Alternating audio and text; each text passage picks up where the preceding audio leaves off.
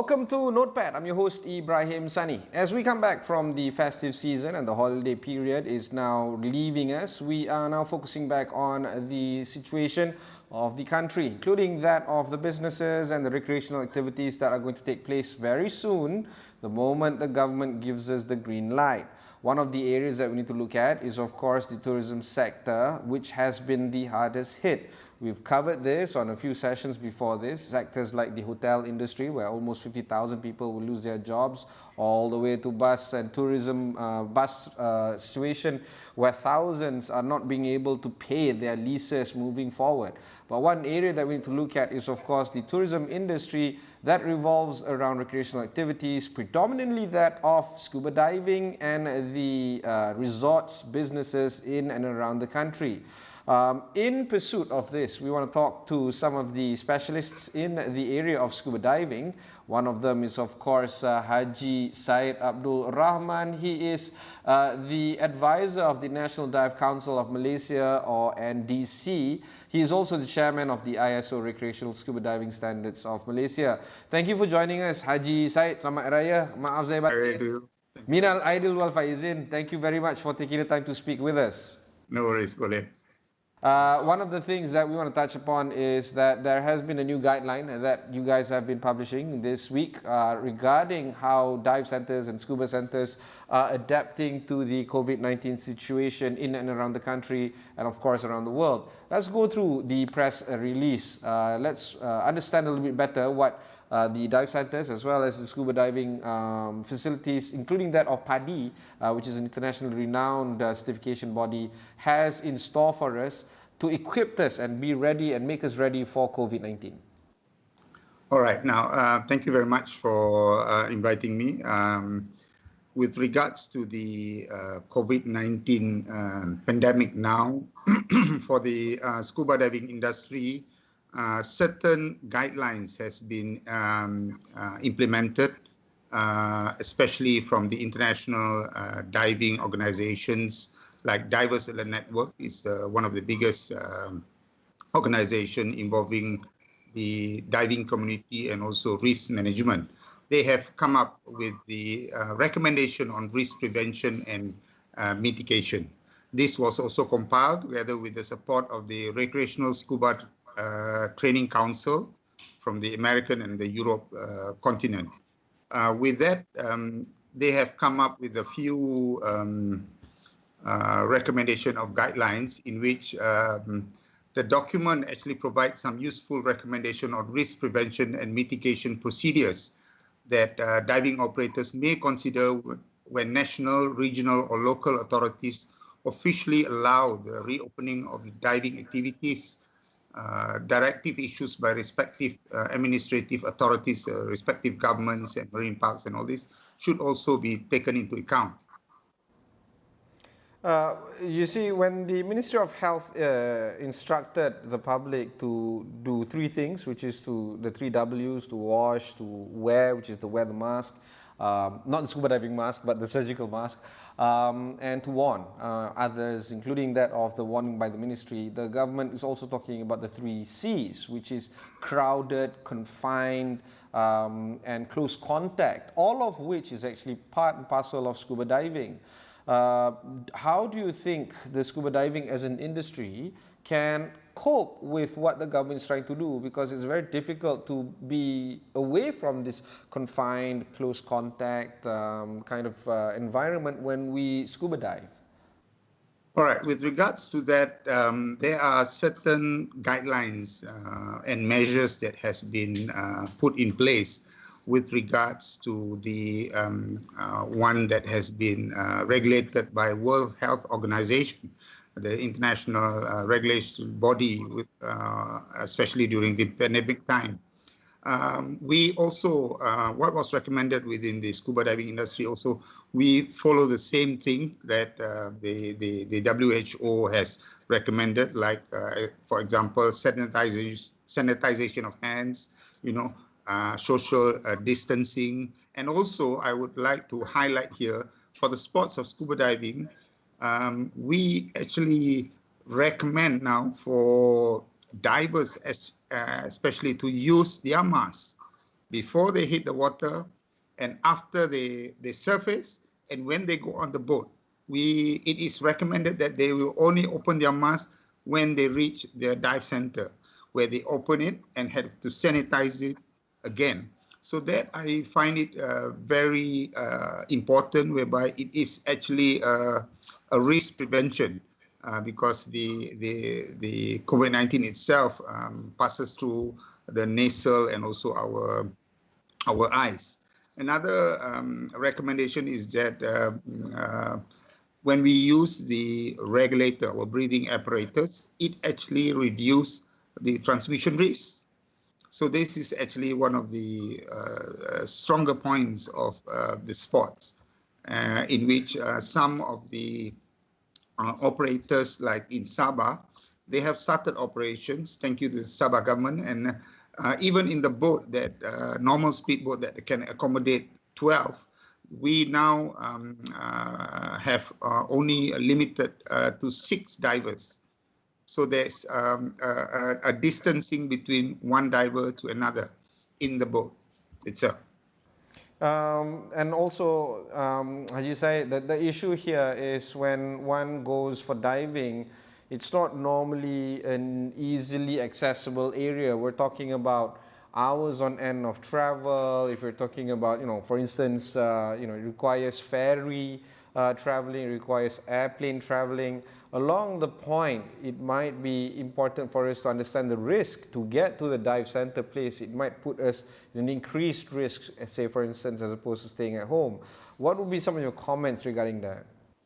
With regards to the traveling, especially, we are talking about local now, yeah? Local inbound, dive local tourism.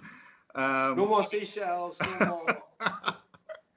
So for local tourism is that once if this is allowed and the government allow the sports to resume, it is similar to what the other sports that has started.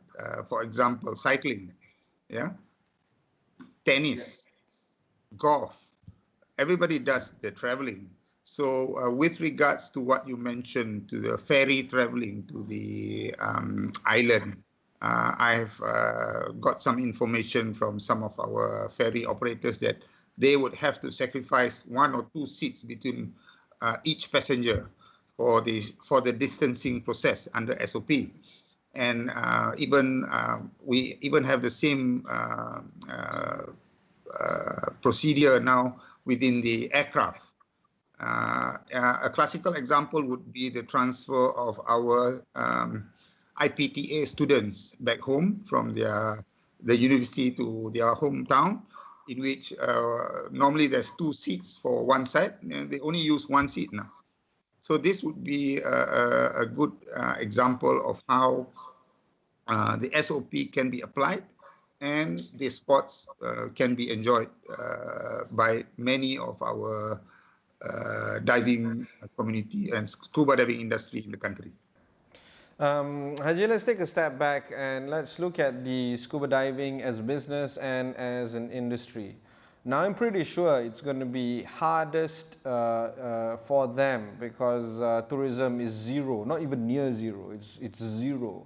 And considering that, the months of March and June and these kind of early part of the year, it's kind of a peak season for the waters of Malaysia. International scuba divers, local scuba divers, regional people are coming over. These are lost revenue, never to be seen again. What would be some of the, case studies that you can share with us, or the impact analysis that you can share with us on the businesses of the dive centers and the scuba schools in Malaysia? The impact is very hard. It has hit hard to a lot of our scuba diving industry players, including our friends and all this. It has, as you know, the month of March is normally onwards are the peak period for the diving industry. So with the lockdown and the MCO, diving, the spots of diving and the dive resorts and the resort industry has become nearly zero.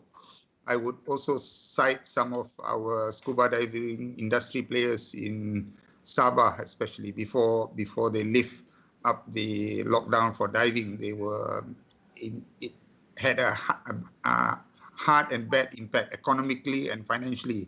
If you can just imagine that they have more staff than resort guests. So if there's a big resort like they have in Sabah and also in Peninsula like in Tioman and in Perhentian and in Redang, the management of the resort would be very careful in what to do next. And I would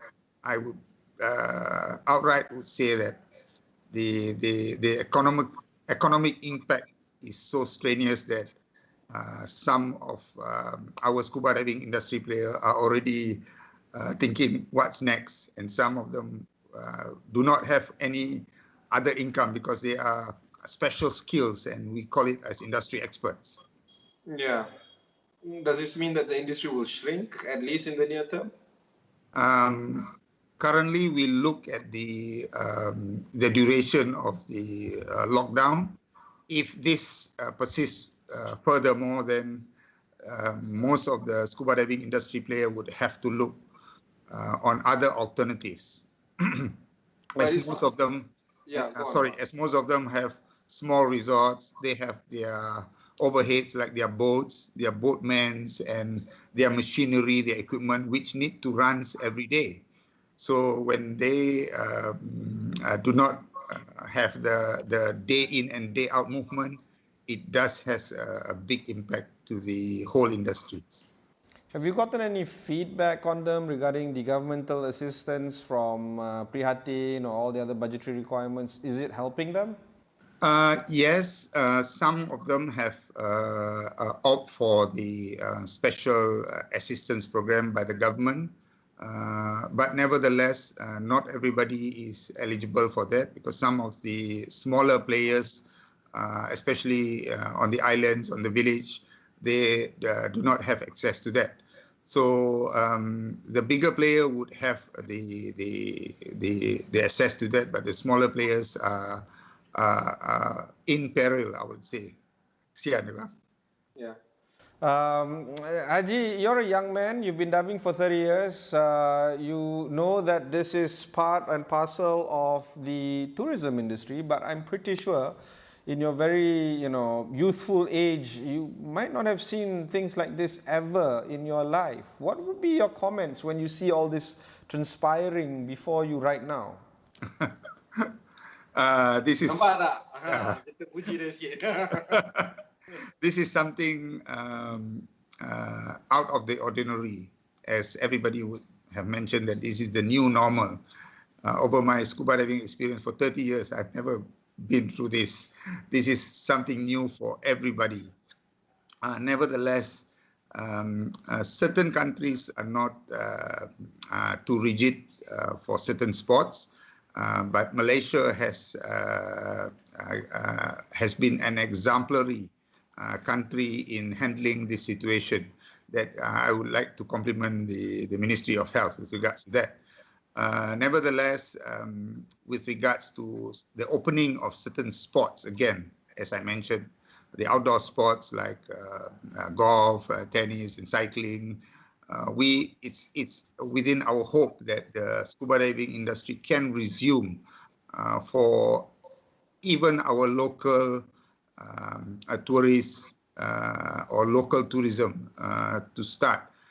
As everybody know, the COVID-19 pandemic lockdown over 2 months has made a lot of people stressed internally, externally, indirectly or directly. Let me share with you that sometimes the trip to the island is mind therapy and also water therapy and also therapy of all sorts. It helps medically and also physically. No, I agree with you. And while other types of sports can be considered therapeutic, I think scuba diving is actually one special case because, like, I don't know, prior to doing this interview, I was telling you I just got my open water license, and but things, we can plan, but God determines our plan whether or not it's going to work. Let me share with you something. Yeah, go ahead You again. know that scuba diving, for 30 minutes of scuba diving can reduce your stress for 1 hour? Oh, is that so? Yes. Just imagine yourself focusing yourself, looking at Nemo, looking at the fish, and there's no phone call, no nothing. It's just you with your buddy and your bubbles. That's it. Yeah, when you surface, you smile, and when you lie down in your room, you start thinking, "Wow, that's nice, isn't it?" Yeah, and you can't get enough. Honestly, Yeah, you look. just want to go back. If you look right behind me, what do you see? There's a nice picture there. See, it makes you smile. On a personal note, Ajay, are you planning to go back and dive soon? Like really soon? As I told you, I specialize in kids, special kids, and disabled community, especially disabled youth. Yeah, it's called Dive Hard Organization. Am I correct? Yes, Dive Hard is an organization, non-profit organization based in Chicago, US. I'm a Dive Hard ambassador, specialized in training special community. A lot of them has been inquiring with me a day and night, every day. When can we start? When can we start? Because scuba diving involving special community is water therapy, and some of them involving the spinal cord injury reduces their neuropathic pain. They don't have to take painkillers. The water itself reduces their pain for 1 to 2 weeks. This has been proven by Johns Hopkins universities. Right. And I really, I really hope that the sport can get back to life. We can help not just the individuals that need it, including people with different abilities, children, as well as people like you and me. But of course, the businesses themselves as well, their livelihood really depends on it. Particularly when we talk about dive centers, it's not normally in cities. After all, that they are really at the periphery of the society and they really need the cash right now.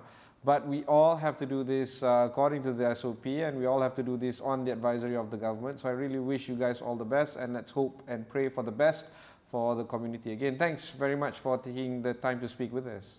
You're most welcome. That was Haji Syed Rahman Syed Hassan. He is the advisor of the National Dive Council of Malaysia, the NDC. Find out more about that particular organization. You can also go to their Dive Hard website, which is called divehard.org. We'll put up the thing on the screen right now. Find out what they can do and how you might want to contribute if you want to join their activities. That's it from me for this particular episode. Thanks and goodbye.